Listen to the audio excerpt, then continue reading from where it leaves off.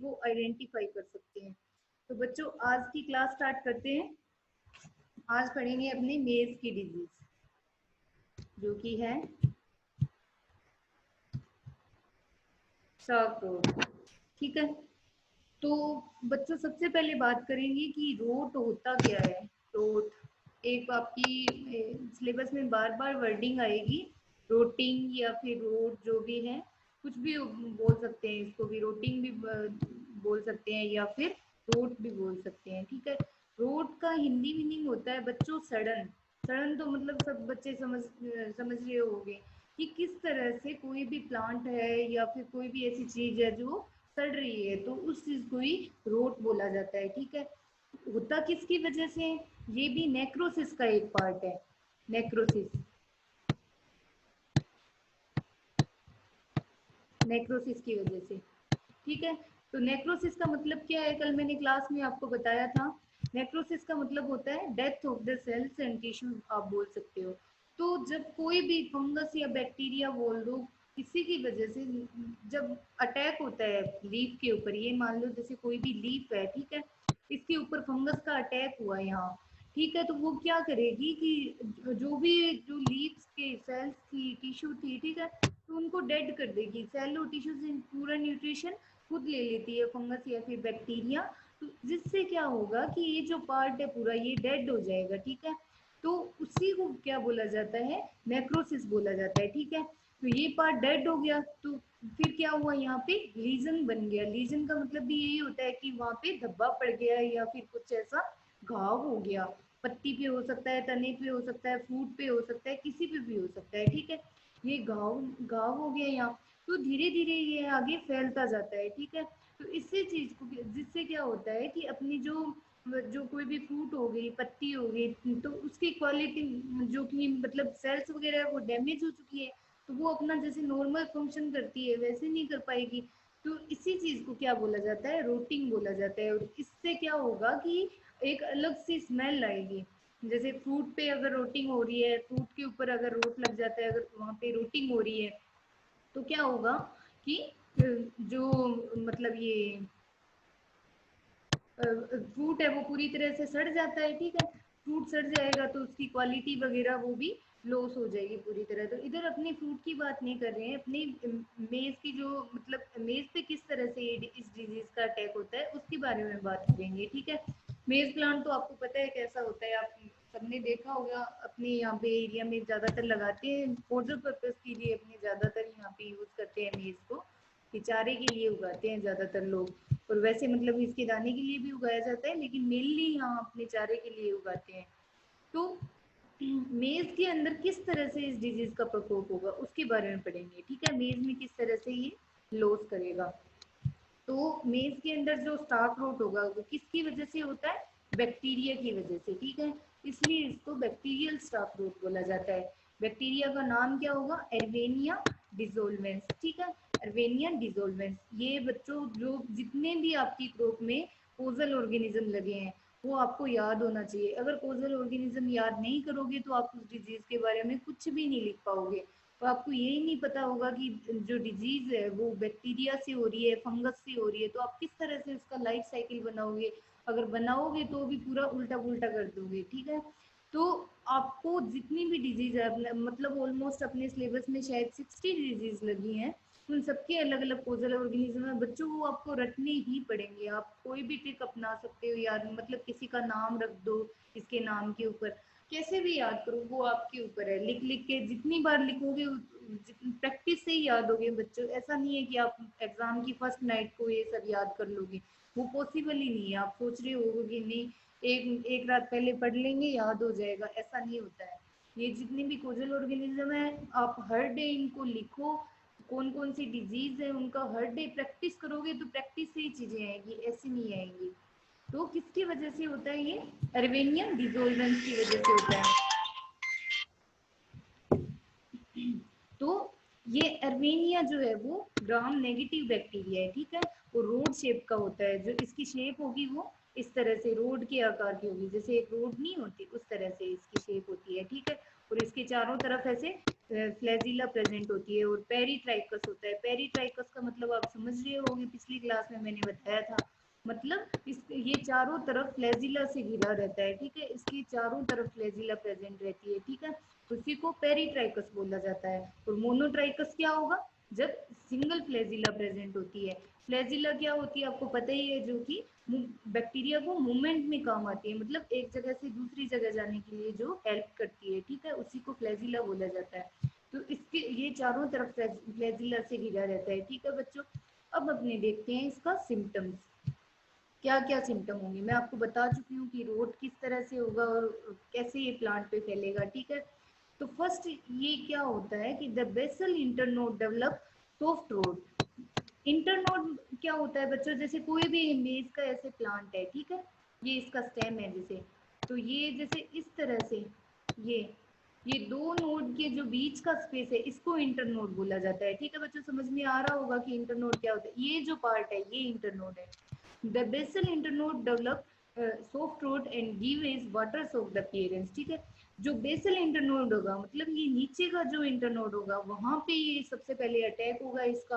और धीरे धीरे क्या है कि सॉफ्ट रोट जो मतलब कि जब अटैक होगा बैक्टीरिया का, तो मैं आपको बता चुकी हूँ कि वो सबसे पहले क्या करता है, नेक्रोसिस करेगा। नेक्रोसिस होने की वजह से जो सेल्स थी उस प्लांट की, तो वो डेड हो चुकी है। सेल की डेथ होने से क्या होगा कि वो जो स्किन है उसकी वो सॉफ्ट हो चुकी है, सड़ चुकी है। सॉफ्ट, आपको पता है कि जैसे कोई भी फ्रूट पे लगता है तो किस तरह से वो मतलब फ्रूट जब गल जाता है तो कैसे लस लसा सा होता है, वही बात यहाँ पे हो रही है, ठीक है। सड़न मतलब आप सोच सकते हो कि किस तरह की सड़न है ये। तो बेसल पार्ट पे लगेगा, ठीक है। तो बेस पार्ट है वो बिल्कुल सड़ जाता है। तो नेक्स्ट क्या है, ए माइल्ड स्वीट फ्रेगमेंट और फ्रेगमेंटिंग ऑर्डर एकम्पनीज सच रोटिंग, ठीक है। इससे क्या है, एक ऐसे अलग से तरह की मतलब स्मेल आएगी सड़ने के बाद। आपको पता है कि किस तरह की स्मेल आती है, ठीक है। तो उसी तरह से एक स्मेल आने लगती है अलग से टाइप की, ठीक है। The leaves sometimes show sign of wilting and affected plant topple down in the few later. Topple down का मतलब समझ रहे हो बच्चों। देखो बच्चों ये तना है, ठीक है, इसका बेसल पार्ट जो है, मतलब कि जो बेस है इसका, ठीक है, वहां पे रोटिंग हो चुकी है, मतलब इसका बेस बिल्कुल खराब हो चुका है, ठीक है। इसका बेस ही खराब हो जाएगा तो ये ऊपर का जो भी प्लांट है, जो भी लीव्स है, उनको न्यूट्रिशन कैसे मिलेगा और किस तरह से वो फूड बनाएगी अपना। तो धीरे धीरे यहाँ से ये रोट मतलब कि सड़ चुका है। सड़ के वो क्या होता है कि टूट के और जमीन पे गिर जाता है। मैं आपको फोटो भी दिखा सकती हूँ, ये देखिए इस तरह से। ये यहाँ से इंटरनोड था, ये पूरा सड़ गया, ठीक है। सड़ने के बाद ये यहाँ से टूट जाता है और टूट के नीचे जमीन पे गिर जाता है, ठीक है। तो उसी के लिए वर्ड है टोपल डाउन, ठीक है। तो सड़के टूट के नीचे गिर जाता है, ठीक है। ईयर एंड शैंक में आल्सो शो रूटिंग, मतलब जो इसके ईयर्स होंगे, ठीक है, वहां भी रूटिंग हो जाती है, ठीक है। They fails to develop further and the ear hang down simply from the plant. और जो मतलब इसका ईयर होता है, ठीक है, ईयर मतलब ये ऊपर जो बनता है इसका पार्ट, ठीक है, तो वहां भी रूटिंग हो जाती है और ये भी मतलब लटक जाता है ऐसे प्लांट से नीचे, ठीक है। मतलब कि एक तो जैसे ऊपर लगा हुआ है वो, तो वहां पे रोटिंग हो गई, तो यहाँ से पूरा खराब हो चुका है, तो यहाँ से टूट के नीचे हैंगिंग होना शुरू हो जाता है, मतलब इस तरह से लटक जाता है वो प्लांट के ऊपर, ठीक है। तो ये इसके सिम्टम्स रहेंगे। तो आपको स्टेप बाय स्टेप याद करना है बच्चों। सबसे पहले आप देखोगे कि रोटिंग होता क्या है और किस तरह से, मतलब कोई भी बैक्टीरिया है तो उसका अटैक हुआ पौधे के ऊपर। अटैक होने के बाद वो क्या करेगा, नेक्रोसिस होगी, मतलब जो सेल्स थी, टिश्यू थे, उनकी डेथ हो गई, ठीक है। डेथ होने के बाद वहां पे लीजन डेवलप हो जाता है, मतलब कि कोई भी घाव या विक्षत आप बोल सकते हो वो हो गया। उससे क्या होगा, वो धीरे धीरे जैसे जैसे फैलेगा वैसे वैसे वो उसकी स्किन है वो बिल्कुल सॉफ्ट हो जाएगी और वो प्लांट जो पार्ट था वो टूट के नीचे जमीन पे गिर जाएगा। और धीरे धीरे मतलब कि जो स्टेम के ऊपर जो लीव्स वगैरह लगी हुई थी तो वो भी येलो कलर की हो जाएंगी। क्यों, येलोविंग आ जाएगी उनके अंदर। और विल्टिंग भी आप बोल सकते हो क्योंकि उनको फूड एंड वाटर नहीं मिल रहा इसलिए। तो इस तरह से आप स्टेप बाय स्टेप इनके सिम्टम्स लिख सकते हो कि मतलब सबसे पहले क्या होगा, फिर ये मतलब येलोविंग होगी, या फिर टोपल डाउन वाला मेंशन कर सकते हो। तो आप इजीली इनको बना के लिख सकते हो बच्चों। तो ये देखिए यहाँ अपने मैंने पिक्चर में भी दिखाया, इस तरह से ये पूरी पूरी तरह जैसे खराब हो रहा है, इंटरनोड पे ये लगेगी डिजीज, यहाँ से ये टूट के और नीचे गिर जाएगा।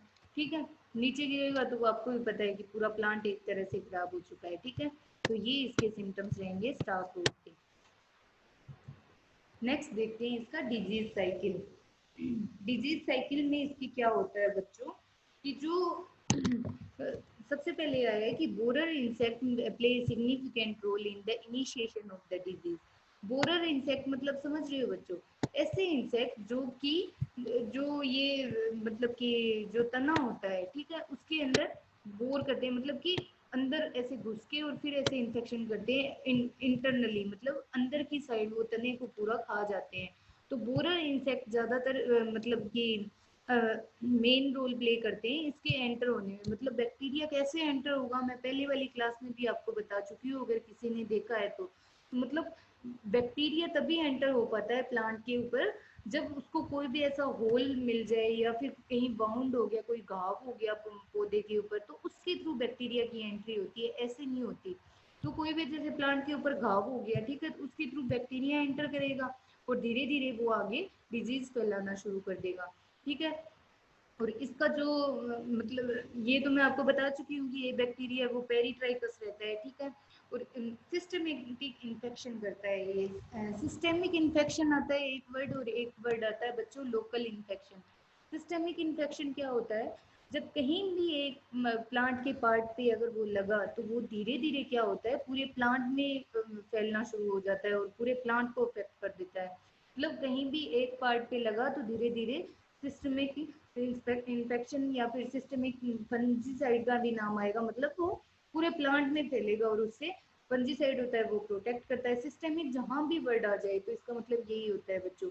एक आता है लोकल। लोकल मतलब होता है जहां पे अटैक हुआ उस पैथोजन का, तो सिर्फ उतना ही एरिया है ना वो मतलब कि डिजीज फैलाता है। ऐसे नहीं कि पूरे प्लांट में डिजीज फैलेगी, नहीं, सिर्फ जहाँ पे अटैक हुआ है उसी एरिया पे वो डिजीज फैलेगी। ठीक है, तो इसका जो प्राइमरी इन्फेक्शन होता है वो तो ये प्लांट डेब्रीज होगा। ठीक है, मतलब कि जो फसल के अवशेष होंगे जो पुराने, जैसे वो टूट के नीचे गिर जाता है प्लांट, अफेक्टेड प्लांट होता है तो उसके ऊपर क्या है बैक्टीरिया के कुछ ऐसे अवशेष, वो बैक्टीरिया प्रेजेंट रहता है, तो जैसे नेक्स्ट सीजन आएगा तो उसमें डिजीज फैलाना शुरू कर देगा। ठीक है, तो इसका प्राइमरी इन्फेक्शन तो उनके थ्रू होगा और प्लांट डिब्रीज के थ्रू हो गया। ठीक है, और इसका सेकेंडरी इन्फेक्शन जो है वो जो इरिगेशन वाटर होता है, मतलब कि जब अपने फसल के में मतलब सिंचाई करते हैं तो उसके थ्रू इसका सेकेंडरी इन्फेक्शन होता है। मतलब आगे कैसे फैलता है वो एक प्लांट से दूसरे प्लांट में,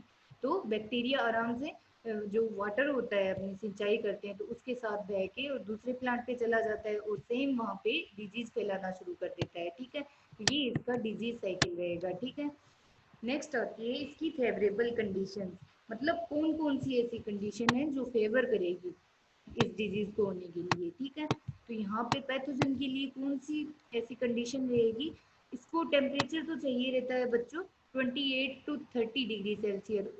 ठीक है, ऑप्टिमम की अगर बात करें तो ये ऑप्टिमम होता है इसके लिए 35 डिग्री सेल्सियस।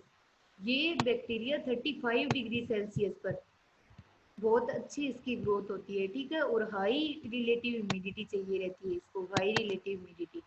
ठीक है, और टेम्परेचर रहता है 35 डिग्री सेल्सियस। वैसे 28 टू 30 डिग्री भी है तो भी इसकी ग्रोथ हो जाती है, बट ऑप्टिमम की बात करें तो 35 डिग्री सेल्सियस पे ग्रोथ करता है। ठीक है, और अगर हाई नाइट्रोजन प्रेजेंट है तो जितनी भी आपकी डिजीज होती है सबसे ज्यादा कब लगती है, जब फील्ड में ज्यादा नाइट्रोजन होती है, तो हाई नाइट्रोजन कंटेंट होता है तो वो डिजीज को फेवर करेगा। ठीक है, नेक्स्ट आता है इसका मैनेजमेंट, मतलब किस तरह से अपने जो क्रॉप होती है उसको प्रोटेक्ट कर सकते हैं। तो बैक्टीरियल डिजीज है तो बैक्टीरिया आपको भी पता है भी इसके लिए एंटीबायोटिक्स यूज करना पड़ेगा।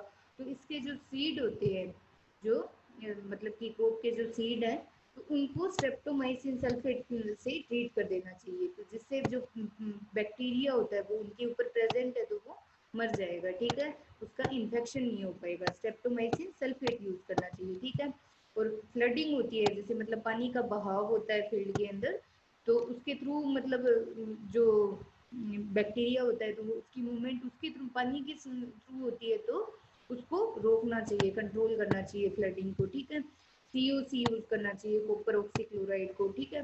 और अब बायो एजेंट की अगर बात करें तो सुडोमोनास फ्लोरेसेंस है, उसका सॉइल ट्रीटमेंट भी कर देना चाहिए और सीड ट्रीटमेंट भी कर सकते हैं, ठीक है। तो क्योंकि सॉइल ट्रीटमेंट क्यों करेंगे, क्योंकि जो बैक्टीरिया होता है वो प्लांट डिब्रीज में रहता है, फसल के जो अवशेष होते हैं उनमें प्रेजेंट रहता है। तो जो मतलब कि जैसे न्यू पौधा आया तो वहां से सोइल के थ्रू वो प्लांट में न्यू प्लांट में एंट्री कर सकता है, तो इसका सोइल ट्रीटमेंट भी कर देना चाहिए, ठीक है। और फील्ड के अंदर FIM यूज करना चाहिए, फार्म यार्ड मेन्योर जो होती है, गोबर की खाद, ठीक है। तो ये इस डिजीज को प्रोटेक्ट करती है बच्चों। तो एक डिजीज आपकी कंप्लीट हो चुकी। हाँ जी बच्चों, तो आपके मेज की कंप्लीट हो चुकी है डिजीज, जितनी भी थी 3 डिजीज थी, तीनों एक्सप्लेन कर चुकी हूँ मैं। राइस की डिजीज कंप्लीट हो चुकी थी। आज बात करेंगे अपनी नेक्स्ट जो डिजीज है, अपनी नेक्स्ट जो क्रॉप है, सोरगम, जवार जिसको बोलते हैं हिंदी में, ठीक है।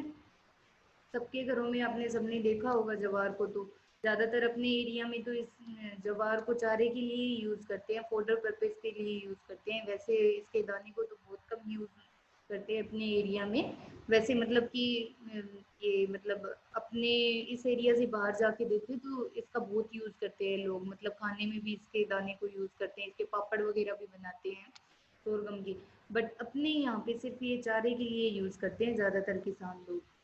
तो सभी बच्चे ज़्यादातर फार्मर फैमिली से बिलोंग करते हैं, तो सबके घरों में पशुओं के लिए चारा तो आता ही है। तो आप उस पे लेके आते हैं ना जैसे घर पे, तो आप देखना उसके ऊपर आपको जितने भी मैं ये डिजीज बता रही हूँ, तो इन सब के आपको सिम्टम्स उसके ऊपर देखने को मिलेंगे। आप एक बार देखना जब भी आपके घर में लेके आते हैं चारा, तो उसमें आप आराम से पहचान सकते हो उस चीज़ को। तो सबसे पहले बात करेंगे बच्चों, ये फर्स्ट डिजीज है इसकी, एंथ्रेक्नोज। बच्चों आपके सोरगम की आपके सिलेबस में दो ही डिजीज दी हुई है, एंथ्रेक्नोज है और दूसरी ये है ग्रेन स्मट है, ठीक है। तो सोरगम में दो डिजीज दी हुई है, दोनों अपने आज पढ़ लेंगे। तो सबसे पहले बात करते हैं अपनी एंथ्रेक्नोज, एंथ्रेक्नोज डिजीज, जिसको जिसका दूसरा नाम रेड रोट भी बोल देते हैं, रेड रोट, ठीक है। एंथ्रेक्नोज हिंदी में बोलते हैं इसको श्याम वरण, श्याम वरण हिंदी में बोलते हैं, और इंग्लिश में इसको बोलते हैं एंथ्रेक्नोज, ठीक है। तो बच्चों सबसे पहले मैं बता देती हूँ आपको एंथ्रेक्नोज होता क्या है। इसके अंदर क्या होगा, जो एंथ्रेक्नोज है इसमें क्या होगा बच्चों, ये भी सेम नेक्रोसिस का ही एक पार्ट है, मतलब नेक्रोसिस की वजह से ये डिजीज होती है। नेक्रोसिस में आपको लास्ट में एक्सप्लेन भी कर चुकी हूँ कि जितनी भी जो सेल्स होती है, टिश्यू होती है, टिश्यूज होते हैं प्लांट में, तो उनकी डेथ हो जाना उसी को नेक्रोसिस बोलते हैं, या फिर इसको हिंदी में नाम है उत्तक क्षय, ठीक है। मतलब उत्तक और क्षय मतलब कि उत्तकों का खराब होना या फिर उनका नष्ट होना, ठीक है। उत्तक्षय की वजह से ये नेक्रोसिस का ये पार्ट है एक एंथ्रेक्नोज, ठीक है। तो इसमें क्या होगा, जैसे मतलब कोई भी फंगस हो गया, इसका अटैक होगा प्लांट के ऊपर, वही सेम नेक्रोसिस करेगा, ठीक है। नेक्रोसिस हो गया मतलब कि जितनी सेल्स होती है तो उनकी डेथ होगी, तो वहाँ पे क्या है, नेक्रोटिक लीजन बन गया, मतलब घाव बन गया या फिर धब्बा जिसको आप बोल सकते हो, ठीक है। जो कि डार्क कलर का रहता है या फिर बहुत सारे अलग कलर भी हो सकते हैं इसके, मतलब रेड कलर का भी हो सकता है, ब्राउन रेडिश ब्राउन कलर का भी हो सकता है। तो वो धब्बा पड़ गया उधर, तो धीरे धीरे ये क्या होता है कि जिससे पत्ती का कलर चेंज होना शुरू हो जाता है, पत्ती बोल दो या फिर तने का बोल दो, तने पे भी, और इसका फ्रूट होता है उसका भी धीरे धीरे फिर क्या होता है, कलर चेंज होना शुरू हो जाता है, ठीक है। तो ये इसका मेन सिम्टम होता है, ठीक है। और ये सब होता किसकी वजह है, जो किसकी वजह से, उधर एसरवुलस बनती है, मतलब फंगस की एसरवुलस बनती है, एक फंगस एक स्ट्रक्चर बनाता है जिसको एसरवुलस बोलते हैं अपने। तो वो मैं स्ट्रक्चर आपको आगे दिखा दूंगी इसमें, तो किस तरह से वो मतलब स्ट्रक्चर बनेगी और कैसी दिखती है वो मैं भी आपको डायग्राम में दिखा दूंगी आगे, ठीक है। तो सबसे पहले अपने देखते हैं इसका पोजल ऑर्गेनिज्म। पोजल ऑर्गेनिज्म क्या रहेगा इसका, कोलेटोट्राइकम ग्रेमिनिकोलम, बच्चों सभी चीजें है ना रिलेट करके पढ़ा करो। जैसे आप सोरगम का कर रहे हो तो सोरगम का जैसे एंथ्राक्नोज या रेड रोट बोल दो उसको, तो उसका कोजल ऑर्गेनिज्म क्या होगा, कोलेटोट्राइकम ग्रेमिनिकोलम। जब यही चीज सेम शुगर केन में पढ़ोगे आप, शुगर केन में भी आपकी डिजीज आएगी रेड रोट, तो उधर क्या होगा, ये जो कोजल ऑर्गेनिज्म वो क्या रहेगा, कोलेटोट्राइकम फाल्केटम। ठीक है, तो मतलब इसमें थोड़ा सा ही डिफरेंस है। तो इस तरह से आप रिलेट करके उन चीजों को याद करोगे तो इजीली आपको याद हो जाएगा। तो सबसे पहले देखते हैं इसके सिम्टम्स। इसके सिम्टम्स में क्या रहेगा, मैं ऊपर आपको एक्सप्लेन भी कर चुकी हूँ कि नेक्रोसिस की वजह से होगा। The fungus cause both leaf spot, मतलब जिसको एंथ्राक्नोज बोल देते हो या फिर शामवरण बोल देते हो, एंड स्टार रोट यानी कि रेड रोट जो भी है। ठीक है, दोनों ये करेगी, एंथ्राक्नोज और रेड रोट। ये रवि सुथार, अब एडमिट हो रहे हो आप। फिर नेक्स्ट देखते हैं, the disease appear A small red colour spot on both surface of the leaf. मतलब कि जो, ऐसे मैं आपको इधर ड्रॉ करके बता देती हूँ, जैसे ये कोई भी पत्ती है, ठीक है, इसकी ऊपरी और निचली सतह पर क्या होगा, जैसे यहाँ से ये चीज इस तरह से गोलाकार, मतलब ये फंगस का डेवलपमेंट होगा, यहाँ नेक्रोसिस हो जाएगी, तो अपने को क्या दिखेगा उसमें कि इस तरह से गोलाकार एक धब्बा पड़ा हुआ है, उसके अंदर जैसे मतलब एक ब्लैकिश या फिर रेड कलर का आप बोल सकते हो, एक स्पॉट पड़ जाता है। ठीक है, लेकिन स्पॉट पड़ेगा और जो इसका आउटर मार्जिन है, ठीक है, तो ये बीच का जो एरिया रहेगा वो अपने को व्हाइट देखने को मिलेगा, और इसका आउटर मार्जिन है वो भी रेडिश ब्राउन कलर का देखने को मिलेगा। तो ये इसके मतलब पत्ती के ऊपर या फिर तने के ऊपर छोटे छोटे इस तरह से स्पॉट पड़ जाते हैं, इन्हीं को बोला जाता है एंथ्राक्नोज। ठीक है, और ये बनता किसकी वजह से, एसरबुलस की वजह से। ठीक है, the disease appear a small red color spot, red colour के रहेंगे, छोटे छोटे स्पॉट से देखने को मिलेंगे अपने on both surface of the leaf। ठीक है, the center of the spot is white in color, encircled by red, purple और brown margin। जो मतलब इसकी जैसे स्पॉट पड़ गया, ठीक है, तो इसका जो आउट जो बीच का एरिया रहेगा वो व्हाइटिश कलर का रहेगा, और आउटर जो एरिया है वो रेडिश ब्राउन कलर का रहेगा। ठीक है, numerous small black spot like acervuli are seen on the whitish surface of the lesion। ये whitish surface था, ठीक है, उसके ऊपर अपने को ब्लैक कलर की एसरवुलाई इधर देखने को मिलेगी। ठीक है, बीच का जो एरिया रहेगा उसकी बात कर रहा है ये। ठीक है, red rot can be characterise externally by the development of the circular canker. Red rot होती है या फिर एंथ्राक्नोज आप इसको बोल सकते हो, ये क्या है, एक्सटर्नली सीड बोर्न रहती है। ठीक है, मतलब कि जो आउटर पार्ट रहेगा उसी को अटैक करेगी ये। ठीक है, पर्टिकुलरली इन द इन्फ्लोरेसेंस, जो भी अपना इन्फ्लोरेसेंस होता है उसके ऊपर, इन्फेक्टेड स्टेम जो तना होता है उसको इन्फेक्ट करेगी, और लीफ को इन्फेक्ट करेगी, और धीरे धीरे क्या होगा, जो पत्ती का डिसकलरेशन होना शुरू हो जाता है, मतलब पत्ती अपना कलर चेंज करना शुरू कर देती है, और धीरे धीरे वो स्पॉट बढ़ते जाते हैं और पूरी पत्ती को खराब कर देते हैं। तो इस तरह से ये डिजीज फैलती रहती है आगे, यही इसके सिम्टम्स रहेंगे। ठीक है, अब अपने फोटो देख के समझ लेते हैं। ये देखो बच्चों, ये है एसरवुलाई, इस पूरी स्ट्रक्चर को बोलते हैं एसरवुलस या फिर एसरवुलाई। ठीक है, इसके अंदर ये जो है ऐसे धागे नुमा जो स्ट्रक्चर है इसको सीटी बोला जाता है, सीटी बोलते हैं इसको। ठीक है, जो कि सिटी क्या करेगी, मूवमेंट करती है, ये सिटी मूवमेंट में हेल्प करती है, मूवमेंट करेगी तो जिससे क्या होगा कि ये जो कोनिडिया है, इसके अंदर जो कोनिडिया बने हुए हैं, तो वो उनको मतलब स्प्रेड आउट करती है ऐसे, वो मतलब कि उनमें फ्लक्चुएशन होगा, तो उनके साथ में क्या है, ये कोनिडिया होते हैं वो आउटर एरिया में स्प्रेड होने, कोनिडिया की स्प्रेडिंग होगी, और जिससे वो क्या है दूसरे न्यू प्लांट पे जाएंगे और वहां पे इंफेक्शन करना शुरू कर देंगे। तो इस तरह से ये न्यू प्लांट को अफेक्ट कर देंगे। तो ये मतलब आगे से आगे सिम्टम्स फैलते जाते हैं इसके। ठीक है, ये इसकी माइक्रोस्कोपिक स्ट्रक्चर आप देख सकते हो, ये देखिए, और किस तरह से ये देखिए कोनिडिया को, मतलब किस तरह ये देख रहे हो, छोटे छोटे ये दिख रहे हैं ना, मतलब कोनिडिया को किस तरह से आउटर एरिया में मतलब भेज रही है, पूरा स्ट्रक्चर आप इसको देख सकते हो। ये देखिए इस तरह के, मतलब उसमें आया था ना कि रेडिश कलर के मतलब धब्बे छोटे छोटे देखने को मिलेंगे। आज जब घर में चारा लेके आए ना तो उसको लाते ही देखना, उसके ऊपर जरूर ये सिम्टम अपने को देखने को मिल जाएगा, क्योंकि अभी थोड़ा रेनी सीजन सा हो रहा है तो इसमें जरूर आती है ये डिजीज। तो आपको आराम से देखने को मिल सकती है, ठीक है, इस तरह से। या फिर इसको एक और भी मतलब बोल देते हैं कि जैसे मतलब अपने एरिया में तो कम खाते हैं ये लोग, जैसे पान वगैरह खाते हैं ना कुछ लोग, तो मतलब कि वो खा के और जैसे कोई थूक देता है ना, तो कैसे मतलब कि वो दिखते हैं ऐसे अपने को, तो सेम ऐसे ही वो ऐसा लगता है कि जैसे किसी ने थूक दिया है कुछ, तो वैसा ही इसके पत्ती के ऊपर देखने को मिलेगा अपने, अलग अलग ऐसे स्पोर्स से बने रहेंगे रेडिश कलर के, ठीक है बच्चों। ये देखिए आपको दिख रही है पूरे, तो धीरे धीरे ये फैलते जाएंगे और पूरी पत्ती को कवर कर लेंगे और पत्ती को सड़ा देते हैं, इस तरह से ये डिजीज आगे फैलती रहती है, ठीक है।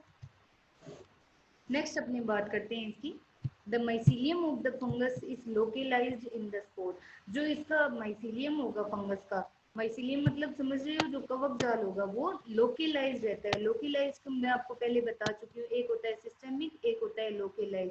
सिस्टेमिक का मतलब तो वो होता है कि जहाँ अटैक हो गया तो धीरे धीरे वो पूरे प्लांट में फैलता जाएगा, बट लोकल का मतलब ये होता है कि जहाँ पे अटैक हुआ तो वो सिर्फ उसी एरिया को इन्फेक्ट करता है, इन्फेक्शन सिर्फ उसी एरिया में होगा, ठीक है, वो रेस्ट्रिक्टेड रहता है, जैसे अदर वेन्स वगैरह रहती है ना प्लांट के अंदर, तो उनके थ्रू वो रेस्ट्रिक्टेड रहता है, इससे बाहर वो इन्फेक्शन नहीं कर पाता है, ठीक है। इन द स्पोर्ट एसरबुलाई with city arise through epidermis, epidermis होती है जो प्लांट की, ठीक है, वहां से एसरबुलाई निकलेगी, मैं आपको बता चुकी हूँ ऊपर, जो इसकी धागेनुमा स्ट्रक्चर जो रहती है उनको सिटी बोला जाता है, ठीक है। नेक्स्ट है कोनिडिया और हाईलाइन रहेंगे इसके, कोनिडिया सिंगल सेंड रहते हैं, ठीक है, वैक्यूल रहती है और फॉल के इन शेप, इसके जो कोनिडिया की शेप बताई हुई है, ठीक है। नेक्स्ट आती है इसकी फेवरेबल कंडीशन, कॉन्टिन्यूस रेन, मतलब लगातार जब बारिश होती रहती है वो, टेम्परेचर रहता है 28 to 30 degree Celsius, optimum temperature है इसके लिए, इसमें ज़्यादा इंफेक्शन होता है और हाई रिलेटिव ह्यूमिडिटी, ठीक है। नेक्स्ट आता है इसका डिजीज साइकिल, किस तरह से ये डिजीज फैलेगी, ठीक है। The disease cycle spread by means of the seed borne, seed borne रहती है, ठीक है, सीड के थ्रू फैलेगी, and air borne conidia. Firstly क्या होता है बच्चों, जैसे सीड है कोई भी, तो उसके ऊपर इन्फेक्शन हुआ है, ठीक है, तो जैसे ही मतलब कि अपनी सीड निकाल लिया, तो वो क्या है कि सीड के ऊपर जो फंगस का माइसीलियम बोल दो या फिर जो एसरबुलस मतलब फंगस की कुछ ऐसी स्ट्रक्चर जो कि उसके ऊपर बनी रहती है, और जैसे ही अपने नेक्स्ट जैसे क्रोप आई उसके अंदर अपने उसी सीड को यूज किया, तो उसमें क्या होगा कि वो वहां से इन्फेक्शन करना शुरू कर देगा, मतलब प्लांट के साथ जैसे प्लांट उगाएंगे तो वहां पे वो फंगस भी ग्रो होगी और धीरे धीरे फैलता जाएगा प्लांट पे, और वहां से क्या होगा कि जैसे मतलब जब उसको फेवरेबल कंडीशंस आई, मतलब कि या फिर रेन वाटर बोल दो या फिर कुछ और, जैसे मतलब हवा वगैरह हो गई, तो उसके साथ उसके जो कोनिडिया होते हैं तो वो फैलते जाएंगे, और कोनिडिया मतलब नेक्स्ट प्लांट पे जाएंगे तो वहां पे जर्मिनेशन करना शुरू कर देंगे, और इस तरह से ये पूरा साइकिल चलता रहता है डिजीज का, और ये डिजीज फैलती जाएगी आगे, ठीक है। इसके इन्फेक्टेड जो प्लांट डिजीज होते हैं उनके थ्रू भी ये फैल सकती है, और सीड के थ्रू भी फैल सकती है, ठीक है। तो ये चीजें ध्यान में रखना आप, इस तरह से आप डिजीज साइकिल भी बना सकते हो, मतलब इसका प्राइमरी इनोकुलम क्या रहेगा, जैसे प्लांट डिजीज हो गया, और सेकेंडरी इन्फेक्शन कोनिडिया के द्वारा होगा और वो प्लांट को अफेक्ट कर देगी और प्लांट के अंदर इन्फेक्शन हो जाएगा, ठीक है। तो ये इसका डिजीज साइकिल रहेगा। नेक्स्ट अपने बात करते हैं मैनेजमेंट की, तो सीड के थ्रू हो रही है, ऊपर अपने वर्ड आया है कि सीड बोर्न है, ठीक है, तो सीड के थ्रू हो रही है, तो सबसे पहले अपने सीड को जो यूज करेंगे वो अच्छा सीड होना चाहिए, उसको सीड ट्रीटमेंट करके फिर ही यूज करना चाहिए, कैप्टान थायराम 4 kg में 4 ग्राम पर केजी के हिसाब से सीड को ट्रीट कर देना चाहिए, जिससे जो भी फंगस या फिर उसके कुछ ऐसे स्पोर जो उसके ऊपर बने हुए थे तो वो रिमूव हो जाएंगे, तो न्यू हेल्दी प्लांट अपने मिलेगा उससे। Spray the crop with mancozeb 2 kg per hectare के हिसाब से मैनकोजेब का छिड़काव करना चाहिए बच्चों, ठीक है। ये आपकी होगी एंथ्रेक्नोज। अब नेक्स्ट अपनी बात करते हैं सोरगम की दूसरी डिजीज है ग्रेन स्मट, ग्रेन स्मट या फिर कर्नेल स्मट होगी, कवर्ड स्मट होगी, शॉर्ट स्मट होगी, तो ये स्मट के अलग अलग टाइप है बच्चों, ये सोरगम के अंदर सभी टाइप की स्मट लगती है, grain smut, kernel smut, covered smut और शॉर्ट स्मट, ठीक है। तो सबसे पहले अपने देखेंगे इसको कोजल ऑर्गेनिज्म, इसका कोजल ऑर्गेनिज्म क्या रहता है बच्चों, स्पेसिलोथिका सोरगी। बच्चों आपके एग्जाम में कम से कम इस क्वेश्चन को 100 टाइम्स पूछा गया है कि जो भी सोरगम का जो ग्रेन स्मट होता है उसका कोजल ऑर्गेनिज्म क्या है, बार बार पूछा जाता है, आप इसको ध्यान में रखना। और मैं आपको बार बार बता रही हूँ कि जो भी आपके कोजल ऑर्गेनिज्म है वो वेरी वेरी इंपॉर्टेंट है, क्योंकि वो जब आपको याद होंगे तब भी आप उस डिजीज के बारे में आगे डिस्क्रिप्शन दे सकते हो। ठीक है, तो इसका कोजल ऑर्गेनिज्म क्या रहेगा, स्पेसिलोथिका सोरगी। सोरगम है इसलिए क्या आ गया यहाँ पे इसकी स्पीसीज, सोरगी। ठीक है, और स्पेसिलोथिका। तो इसके सिम्टम्स क्या रहेंगे, स्मट है, ठीक है, तो स्मट का आपको मैं पहले भी बता चुकी हूँ कि स्मट में क्या होता है कि ये एक तरह का साइन है कि सिम्टम है।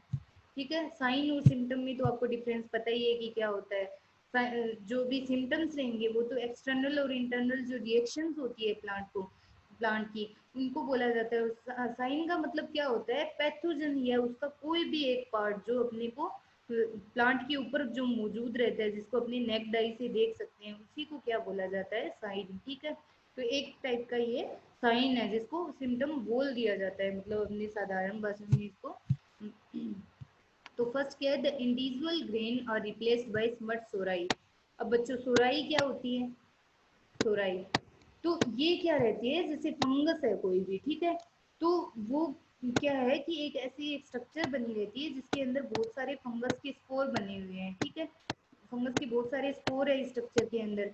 तो वो क्या करेगी कि जो ग्रेन बनता है अपना, जो दाना बनता है, उसको सोराई रिप्लेस कर देगी, वहां पे दाना बनेगा ही नहीं। ठीक है, तो वहां पे सिर्फ ये फंगस से, मतलब ये स्पोर से भरी हुई एक स्ट्रक्चर बन जाती है, उसी को सोराई बोला जाता है। ठीक है, और जो इसकी आउटर कवरिंग जो रहती है, ठीक है, उसको पेरिडियम बोला जाता है, उसका नाम दिया गया है पेरिडियम, जो कि इसकी आउटर स्किन होती है उसको। ठीक है, the sori are oval cylindrical and are covered with a tough creamy skin, जिसको पेरिडियम बोला जाता है। सिलेंड्रिकल भी हो सकती है, ओवल भी हो सकती है। ठीक है, ratoon crop exhibit higher incidence of the disease, जो कि रेटून क्रॉप होती है, जो मतलब अपने ज्यादातर, जैसे आपको भी पता है, जैसे चारे के लिए जैसे उगाते हैं तो अपने काट देते हैं, मतलब एक बार उसको काट दिया तो वापस उसी क्रॉप से जब न्यू क्रॉप बनती है, उसी को रेटून क्रॉप बोला जाता है। ठीक है, तो रेटून जो क्रॉप रहती है उसमें ज्यादा से ज्यादा इंसिडेंस अपने को देखने को मिल सकता है इस डिजीज का।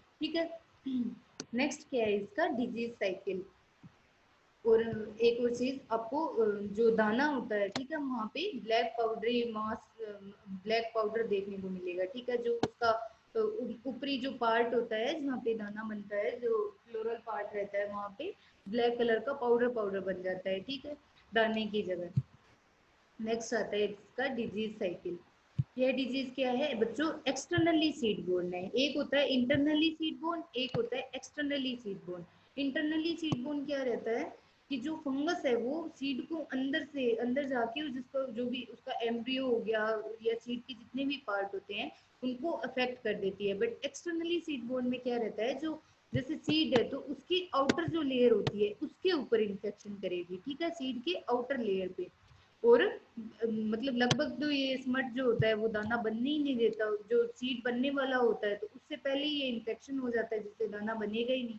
दाने की जगह ब्लैक कलर का पाउडर अपने को देखने को मिलेगा। ठीक है, the fungus is externally seed borne and seedling infection occurs at the time of the germination or emergence of the seedling। मतलब जिस टाइम में इसका जर्मिनेशन होता है या फिर जैसे सीडलिंग निकलती है तो उस टाइम में इसका इन्फेक्शन हो जाता है। ठीक है, ड्यूरिंग थ्रेसिंग, जब अपने मतलब कि थ्रेसिंग करते हैं इसका, मतलब दाना जब निकाला जाता है, आपको पता है कि थ्रेसिंग क्या होती है, जैसे दाने को भूसे से अलग करने को ही थ्रेसिंग बोला जाता है। जब इसका दाना अलग किया जाता है तो उस टाइम क्या होती है कि जो सोराई है, सोराई बनी हुई है, ठीक है, तो वो ब्रेक डाउन हो जाएगी, मतलब कि उसकी जो ये लेयर होती है, ऊपरी लेयर, ये फट जाएगी, जिससे जो फंगस है, फंगस के स्पोर जो होते हैं वो बाहर निकल आएंगे। ठीक है, तो वो क्या होते हैं कि सीड के साथ बने रहते हैं, जैसे ये सीड है, ठीक है, इनकी आउटर कवरिंग पे बने हुए रहते हैं। ठीक है, तो जैसे ही मतलब कि नेक्स्ट को आई अपनी, मतलब नेक्स्ट सीजन आया जिसके अंदर अपनी को इसको यूज करना है सीड को, तो उस टाइम ये क्या करेगा कि इन्फेक्शन फैलाना शुरू कर देगा और धीरे धीरे सिस्टेमिक इन्फेक्शन हो जाएगा, पूरे प्लांट में इन्फेक्शन हो जाएगा और पूरे प्लांट को डैमेज कर देता है। ठीक है, तो इस तरह से इसका डिजीज साइकिल वो चलता रहता है। नेक्स्ट आता है इसका मैनेजमेंट। मैनेजमेंट किस तरह से कर सकते हैं? सीड की वजह से हो रही है तो आपको पता है सीड ट्रीटमेंट करना चाहिए किससे? कैप्टान एंड थायराम से 4 ग्राम पर केजी के हिसाब से अपने को सीड ट्रीटमेंट करना चाहिए इसका। तो डिजीज फ्री सीड यूज करने चाहिए। अगर डिजीज सीड है तो हम ऑब्वियस सी बात है कि जैसे न्यू क्रॉप आएगी तो उस पर इन्फेक्शन तो होना ही होना है अगर उस पर फंगस प्रेजेंट है तो। और क्रॉप रोटेशन फॉलो करना चाहिए क्योंकि इसके जो मतलब कि फंगस के ऐसे पार्ट है जो सोइल में भी पड़े रहते हैं, तो वो जब नेक्स्ट दूसरी क्रॉप आएगी तो उस पर नहीं लगेगा। और जैसे तो ज़्यादा टाइम हो जाता है, जैसे मतलब न्यू जैसे सोरगम का फिर से सीजन आएगा तो बीच में एक गैप आता है तो उस टाइम क्या होगा कि फंगस अपने आप डेड हो जाती है। ठीक है, तो क्रॉप रोटेशन यूज करना चाहिए। और नेक्स्ट क्या है, जैसे मतलब कि ये स्मटेड ईयर हो गए जो फील्ड के अंदर प्रेजेंट है अपने, तो उनको मतलब तोड़ के बोल सकते हो या फिर उखाड़ के क्या करना चाहिए, पॉलीथीन में पैक करके और सोइल में दबा देना चाहिए ज़्यादा गहरा गड्ढा खोद के, जिससे क्या है कि वो आगे नहीं फैलेगी डिजीज। और इस तरह से देखो बच्चों इसके सिम्टम्स देखने में, जैसे दाना है तो दाने की जगह ये स्मट के सोराई जो हो रहे हैं वो पूरे दाने को रिप्लेस कर देते हैं, मतलब दाने को बनने ही नहीं देंगे। इस तरह से अपने को सिम्टम देखने को मिलेगा जो कि आप नॉर्मली देख सकते हो अभी इस टाइम भी। ठीक है, ये आपका कंप्लीट हो गया सोरगम की डिजीज। Thank you class. अभी आपको कुछ भी डाउट है तो आप मेरे को कमेंट बॉक्स में लिख के बता दीजिए।